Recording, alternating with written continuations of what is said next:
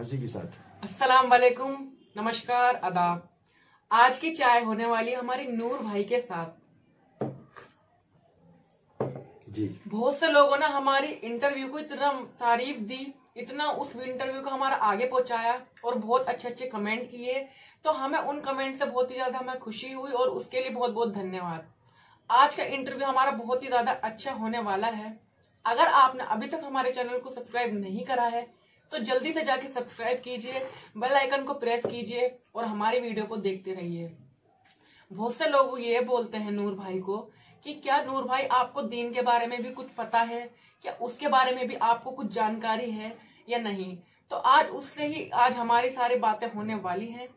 मैं आज इनसे पूछने वाला हूँ कि क्या क्या बातें दीन की होती हैं, दीन क्या होता है। इसमें पूरी लिस्ट में आज आपके सामने लेके आ गया हूँ। साथ में चाय भी पियेंगे और आपको भी पिलाएंगे चाय। और पूरा इंटरव्यू हमारा अच्छा होने वाला है। वीडियो में आप एंड तक बने रहिएगा। तो सबसे पहले आप नूर भाई से थोड़ा सा परिचित हो जाइए, आपको सबको पता ही होगा। अस्सलाम वालेकुम। जी पूछिए जी। तो सवाल तो हमारे बहुत सारे, उनमें से हमने कुछ अमेंडमेंट सवाल ही उठाए। सबसे पहले दीन में हमारे नमाज से पहले अजान होती है। अजान क्या होती है, इसका क्या मतलब होता है, वो बताइए आप।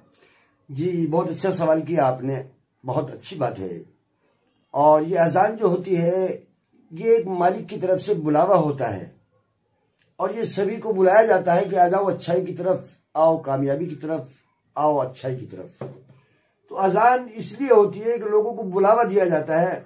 और इसमें अजान में जो लफ्ज आते हैं वो ये लफ्ज आते हैं कि अल्लाहु अकबर, अल्लाहु अकबर, अल्लाह बड़ा है, अल्लाह बड़ा है। और उसके बाद आता है अशहदु अल्ला इलाहा इल्लल्लाह, मैं गवाही देता हूं कि अल्लाह एक है जी। और उसके बाद में आता है अशहदु अन्ना मुहम्मद रसूलुल्लाह, और मैं ये गवाही देता हूं कि मोहम्मद सल्लल्लाहु अलैहि वसल्लम अल्लाह के रसूल हैं। और उसके बाद में आता है हय्या अलस सलाह, आओ सलाह की तरफ, आओ अच्छी कामयाबी की तरफ। और हय्या अल फलाह, आओ कामयाबी की तरफ, आओ फलाह की तरफ। और उसके बाद में कहा जाता है अल्लाहु अकबर, अल्लाहु अकबर, अल्लाह बड़ा है, अल्लाह बड़ा है। और उसके बाद में कहा जाता है ला इलाहा इल्लल्लाह, नहीं है कोई माबूद सिवाय अल्लाह के। तो ये अजान का मतलब होता है। और अजान का मतलब ये है कि वो नमाज से पहले उस मालिक की तरफ से बुलावा दिया जाता है कि भाई आ जाओ अच्छाई की तरफ। तो ये अजान का मतलब होता है जी। बहुत अच्छे से हमें समझा रहे हैं और आपको भी समझ में आ जाएगा। अगर आपको नहीं पता है तो पूरी जानकारी आपको इस चैनल से मिलती रहेगी, अभी भी मिलती रही और मिलती रहेगी आगे भी। तो जब हमने अजान सुन ली तो अजान के बाद नमाज भी होती है। तो अब वो नमाज क्या होती है हम वही पूछने वाले हैं। तो नमाज भी क्या होती है आप वो भी बताइए हमारी ऑडियंस को कि नमाज क्या होती है। जी बहुत अच्छा सवाल किया आपने। जी हाँ, अजान के बाद में नमाज आती है। और ये कलमा ला इलाहा इल्लल्लाह मुहम्मदुर रसूलुल्लाह पढ़ने के बाद में जब मुसलमान हो जाता है आदमी, तो उसके बाद सबसे पहला फर्ज उस पर नमाज का है। तो नमाज 24 घंटे के अंदर 5 वक्त की होती है भाई, 5 वक्त की फर्ज नमाज। जी हाँ, और 4 रकत की नमाज है नफिल नमाज। तो कुल मिला के तो नमाजें हैं 9 टाइम की, लेकिन 5 नमाजें फर्ज हैं, वो जरूरी पढ़नी चाहिए। उनमें पहला नमाज जो है वो पहली नमाज आती है सुबह फजर की नमाज। जी हाँ, जो सूरज निकलने से पहले पढ़ी जाती है। और दूसरी नमाज आती है जोहर की नमाज, वो दोपहर को दिन आधा होने के बाद, जैसे 1:30 बजे या 2 बजे अपना अपना टाइम होता है, उस टाइम पे पढ़ी जाती है। और तीसरी नमाज होती है असर की नमाज, जो दिन छिपने के 1 घंटा तकरीबन पहले पढ़ी जाती है। और चौथी नमाज होती है मगरिब की नमाज, जो बिल्कुल दिन छिपते ही पढ़ी जाती है जी। और 5वीं नमाज होती है रात को ईशा की नमाज। ईशा की नमाज दिन छिपने के तकरीबन 1.5 घंटे के बाद में ईशा की नमाज पढ़ी जाती है। तो ये 5 नमाजें ये मुसलमान पे फर्ज हैं, और ये फर्ज हैं। बाकी 4 नमाजें नफिल हैं। पढ़ लो तो फायदा, ना पढ़ लो तो उनका अजाब नहीं होगा। जैसे और आप आगे बात चालू करते हैं। तो 5 नमाजें हमने आपको बताई हैं, उनके बाद में 4 नमाजें जो है वो नफिल है। जी हाँ, पहली नमाज सूरज निकलने के बाद में 20 मिनट के बाद पढ़ी जाती है, इशराक की नमाज। जी हाँ, और उसके बाद 10 बजे करीब चाश्त की नमाज पढ़ी जाती है, चाश्त की। और उसके बाद मगरिब के बाद में आवाबीन की नमाज पढ़ी जाती है, आवाबीन की। जी हाँ, और उसके बाद में रात को जब सारी दुनिया सो जाती है उस टाइम तहज्जुद की नमाज पढ़ी जाती है। जी हाँ, तहज्जुद की नमाज उस टाइम पे है मांगने का। अल्लाह से जो भी मांगता है अल्लाह उसको वाता फरमाता है। तो मेरे दोस्तों, भाइयों, बहनों, ये मुझे जितनी इल्म था इसके बारे में तो मैंने आपके सामने रखा। ये हमारा सबक है और हम आपको बता रहे हैं। भाई, तकरीर करना और वाज करना तो आलिमों का काम होता है। ये तो एक हमारी जानकारी के हिसाब से आपने पूछा कि हमें दीन की क्या जानकारी है, हम आपको दीन की अपनी जानकारी बता रहे हैं कि दीन के अंदर ये बातें हैं। और बताइए आप। और 5 नमाज भी सुन ली हमने और 4 इससे अलग नमाज भी हमने सुन ली। तो इससे आगे जो ये 5 नमाज होते हैं इनमें हम सुनते हैं कि इनकी कुछ रूल्स भी होते हैं, इनके वो क्या होते हैं और इनके पूरे तरीका क्या होता है। इन नमाजों में कितनी रकातें होती हैं, रकात शब्द भी सुना जाता है, तो क्या होती है पूरी? भाई, रकात ये है कि जैसे 5 नमाजें तो 5 में अलग अलग तरह की रकातें होती हैं। जी हाँ, फजर की जो नमाज है उसमें 4 रकात नमाज पढ़ी जाती है। 2 रकात तो सुन्नत और 2 रकात इमाम साहब के साथ में फर्ज पढ़े जाते हैं। और वो 2 रकात सुन्नत जो है वो इतनी जरूरी है कि चाहे रकात भी निकल जाए, चाहे जमात भी निकल जाए, लास्ट की अत्तहियात की अगर हमें अत्तहियात भी मिलती है तो हमें 2 रकात सुन्नत बिल्कुल जरूरी पढ़ना है इमाम साहब से पहले और 2 रकात इमाम साहब के साथ में। तो फजर की नमाज में 4 रकात नमाज होती है। जी हाँ दोस्तों, साथियों, मेरे भाइयों, आप भी याद रखें कि फजर की नमाज में कितनी रकात नमाज होती है। बताइए, आप बताइए। 4। इसमें 2 रकात है सुन्नत और 2 रकात है फर्ज। जी हाँ, जो इमाम साहब के साथ पढ़े जाते हैं। तो ये हो गई आप फजर की। और पूछिए, अब दूसरा नंबर आता है जोहर का। जी, जोहर। जी, दूसरा नंबर जोहर का आता है। जोहर के अंदर मेरे दोस्तों 12 रकात नमाज है। 12 रकात। जी हाँ, कितनी? 5 और 5 10 और 2 12। 12 के अंदर है 4 रकात नमाज सुन्नत जो इमाम से पहले पढ़ी जाती है। जी हाँ, और उसके बाद 4 रकात नमाज फर्ज जो इमाम के साथ पढ़ी जाती हैं। जी, उसके बाद में 2 रकात नमाज सुन्नत और 2 रकात नमाज नफिल। ये 12 रकात जोहर में पढ़ी जाती हैं। मेरे दोस्तों, आप भी याद रखना। और भाई, मुझे अगर कहीं कमी रह जाए तो आप कमेंट बॉक्स में आप मुझे बता सकते हैं, ऐसी कोई बात नहीं है। तो अब आती है तीसरी रकात, असर की नमाज।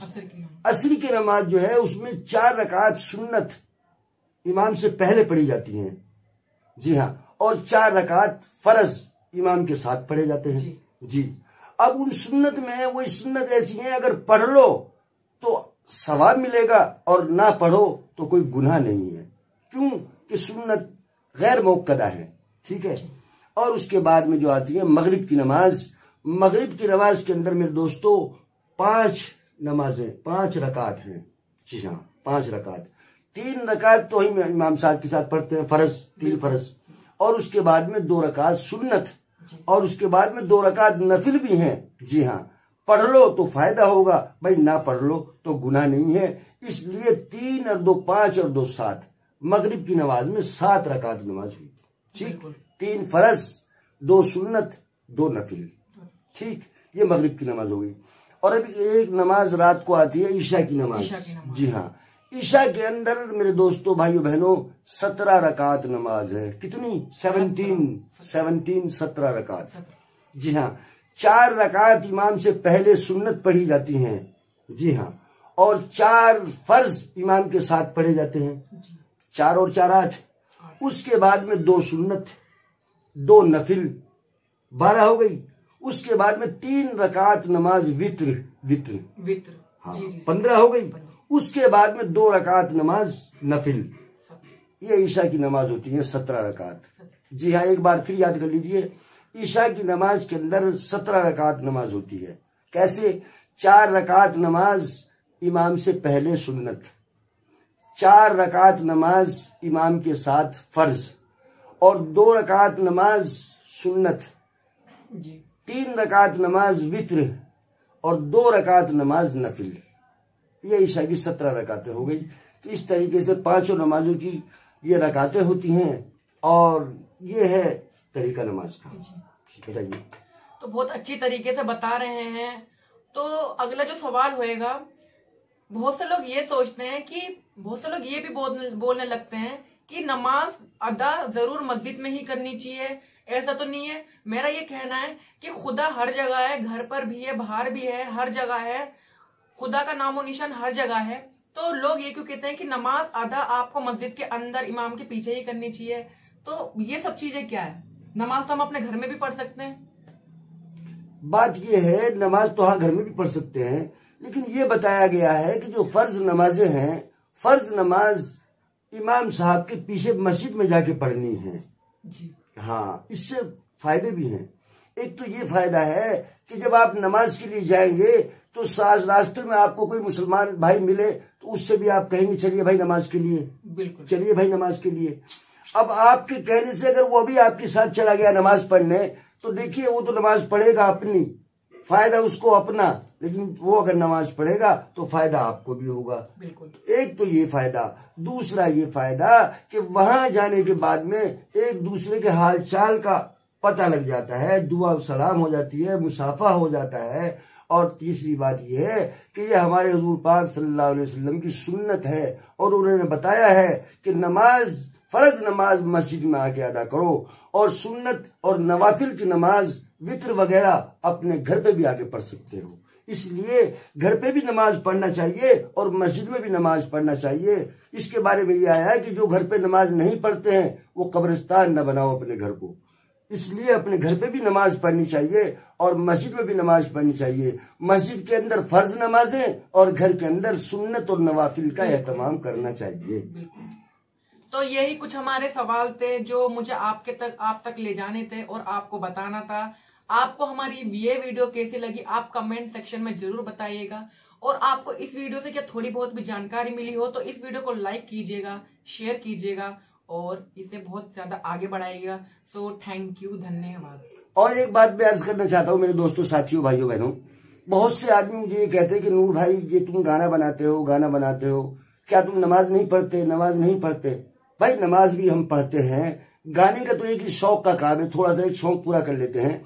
इससे अब ये नहीं कि अब नमाज को छोड़ देंगे या अपने धर्म को, अपने मजहब को छोड़ देंगे, ऐसी बात नहीं है। धर्म अपनी जगह, मजहब अपनी जगह। और दूसरी बात ये भी है मेरे दोस्तों, साथियों, बहनों, भाइयों, गुनाह वो होता है जो किसी का दिल दुखाना हो, किसी का जेब काटना हो, किसी की चोरी करनी हो, किसी का झूठ बोलना हो। ऐसा कोई भी गुनाह नहीं है और गुनाह भी हमारे शरीर के हिसाब से है, तो इसको बेहिसाब न किया जाए।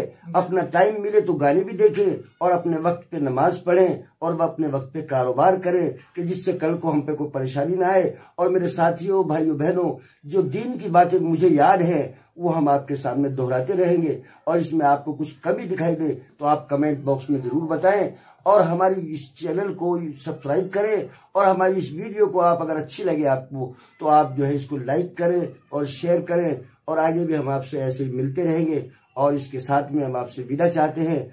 बात करने को, आपके साथ रहने को तो हमारा बहुत दिल चाहता है, लेकिन क्या करें, कुछ वक्त की परेशानी है, कुछ आप भाइयों को भी इतना टाइम नहीं है, तो इसलिए रोज नई एक वीडियो के साथ में आपके पास आते रहेंगे और आपके साथ हम अपनी बात को करते रहेंगे। इसी के साथ अलविदा चाहते हैं। शब बखैर, खुदा हाफिज, गुड नाइट।